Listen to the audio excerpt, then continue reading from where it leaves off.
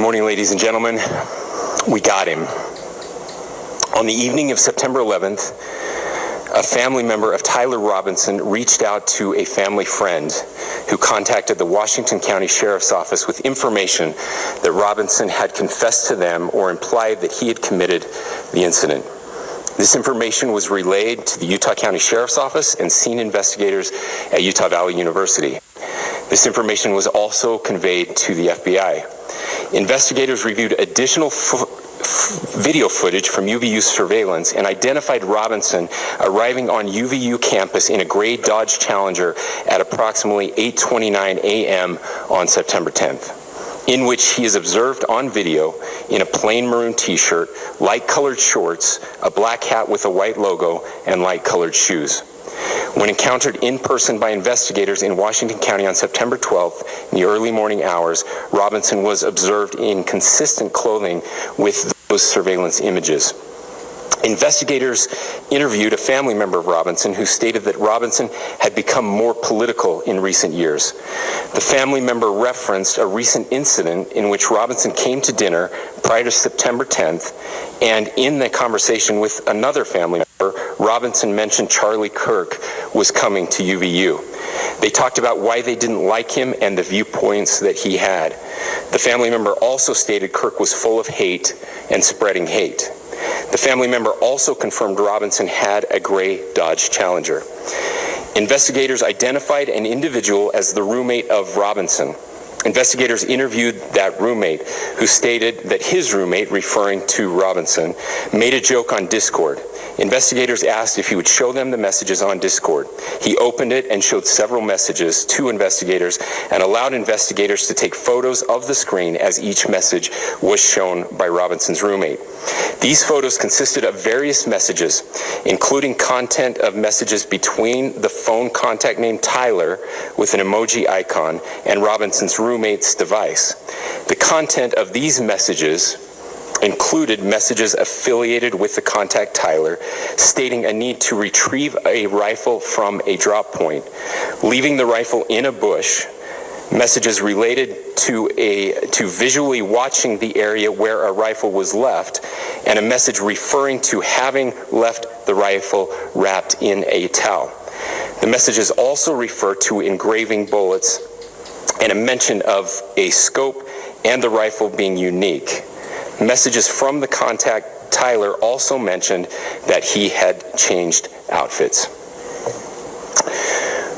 I know there's been speculation as well as to the writing on those casings, those bullet casings, and I believe we have that as well. And I will share that with you now. So the area north of Campus Drive Road where the suspect crossed over, you saw some of that in the video that we released last night, consists of a grassy area with trees on the edge of the UVU campus. Investigators discovered a bolt-action rifle wrapped in a dark-colored towel. The rifle was determined to be a Mauser Model 98 30-06 caliber bolt-action rifle. The rifle had a scope mounted on top of it. Investigators noted inscriptions that had been engraved on casings found with the rifle. Inscriptions on a fired casing read, "Notices, bulges, capital O-W-O, what's this, question mark." Inscriptions on the a second unfired casing read, "Oh Bella Chow, Bella Chow, Bella Chow, Chow Chow," and a third unfired casing read, "If you read this, you are gay, LMAO." We are indebted to law enforcement across the state who has worked seamlessly together, local law enforcement, state law enforcement, and our federal partners with the Federal Bureau of Investigation. We're grateful for everyone who worked together in such a short amount of time to find this person and to bring justice. I want to thank the public who has been so engaged, reviewing videos, helping us with sending in tips, and helping us get to this point. I want to thank the family members of Tyler Robinson who did the right thing in this case and were able to bring him into to law enforcement as well. I especially want to thank the family of Charlie Kirk, Erica, Charlie's parents, his children. I want us to be thinking of them as we bring justice in this case. They will be involved in that justice. We will be working very closely with them as we move through this process as well.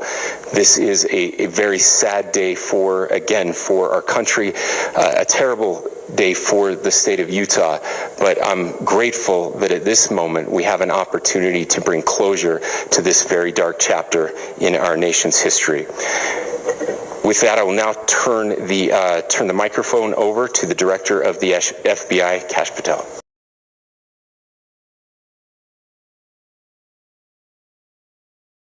Thank you for watching.